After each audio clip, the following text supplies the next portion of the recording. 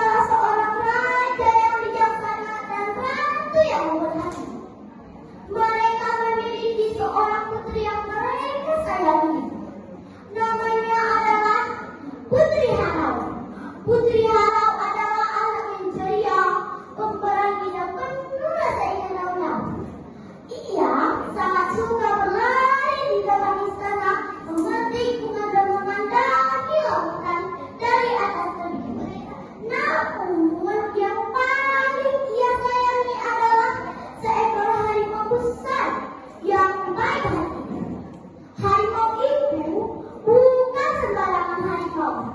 Ia adalah penjaga setia yang setia menjaga kerajaan dan warga istana. Meskipun tubuhnya besar dan suaranya mengaum keras, tetapi hatinya lembut seperti kapas.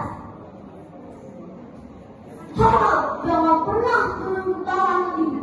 Dunia di sana belum tentu aman, kata harimau suatu hari. Putri Harap mengangguk berat. Baiklah sahabatku, aku percaya padamu. Hari demi hari berlalu dengan damai. Namun sesuatu yang aneh terjadi. Lautan yang selama ini membentang di bawah tebing, perlahan airnya mulai surut. Tanah yang sebelumnya tertutup air kini tampak dan membatu-batu letakkan kabut di sisi misterius. Putri Harap terpana melihatnya. Wah, indah sekali. Aku ingin melihatnya dari dekat, bisiknya Putri Harap. Harimau yang berada di sampingnya pun segera menggeleng. Tidak, Harap, kita tidak tahu apa ada di luar sana. Bisa jadi berbahaya.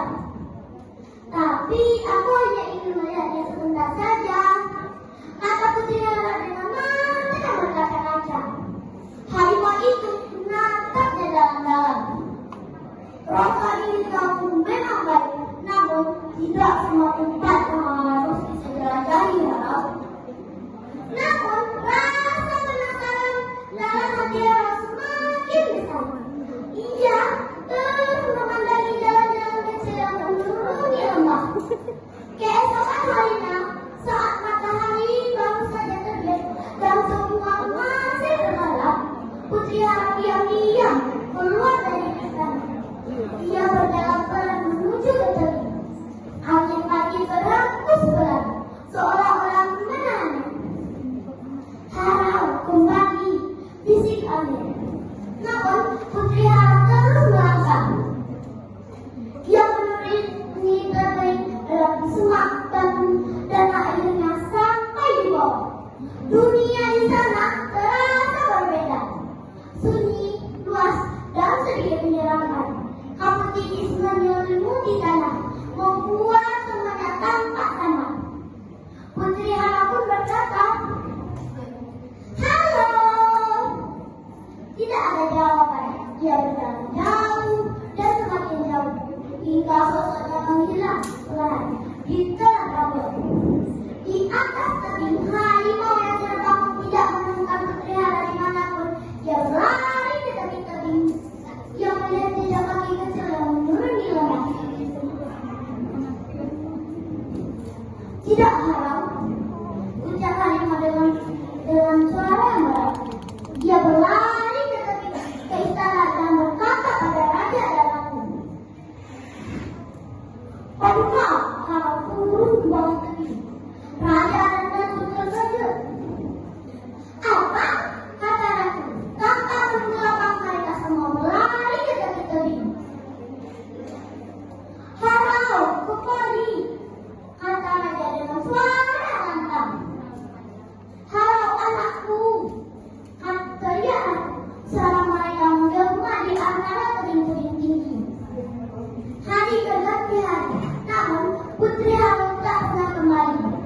Raja, ratu, dan harimau terus memanggilkan Harap dari atas tebing. Namun, gempa panggilan itu masih bisa terdengar hingga sekarang di lembah Harap. Jika kita berdiri di antara tebing-tebing tinggi dan berteriak, suara kita akan kembali